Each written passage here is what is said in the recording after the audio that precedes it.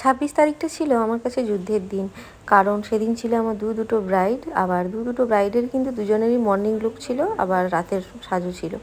তো সেই জন্য ভোর 4টে থেকে উঠে সংসারের সমস্ত কাজকর্ম সেরে 6:30 নাগাদ রওনা দিয়ে দিয়েছিলাম আমার প্রথম ব্রাইডের উদ্দেশ্যে।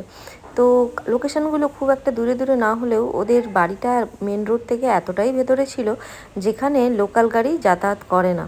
তো সেজন্য একটু অসুবিধে তো হয়েছিল, আর পৌঁছতেও একটু দেরি হয়ে গেছিলো। তো যাই হোক, 9টার মধ্যে ওকে রেডি করে দিয়ে আমি এবার পৌঁছে যাই সেকেন্ড লোকেশন।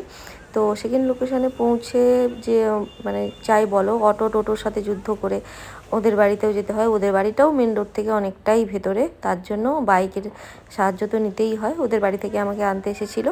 তো গিয়ে যখন দেখি সেকেন্ড ব্রাইড আমার জন্য ওয়েট করছে ওর হালদি লুকের জন্য, তো গিয়েই 10:30টার মধ্যে ওকে কিন্তু রেডি করে ফেলেছিলাম।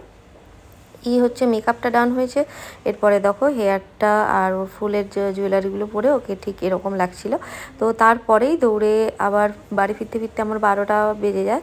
ফিরে এসে কোনো রকম স্নান সেরে আবার লাঞ্চ করে, হ্যাঁ, তারপরে আবার প্রস্তুত হয়ে যাই আমি সেকেন্ড মানে ফার্স্ট ব্রাইডকে রেডি করব বলে। তো ফার্স্ট ব্রাইডের লোকেশানে আমি আবার 2:30 বা 2:45 এরকম হবে, এরকম নাগাদ পৌঁছে যাই। তো ওকে 4টের মধ্যে রেডি করে আবার যেহেতু বললাম গাড়ির যাতায়াতের খুবই অসুবিধে, তো সেই জন্য আমার সেকেন্ড ব্রাইডের কাছে পৌঁছতে পৌঁছতে প্রায় 5:30টা বেজে গেছিলো।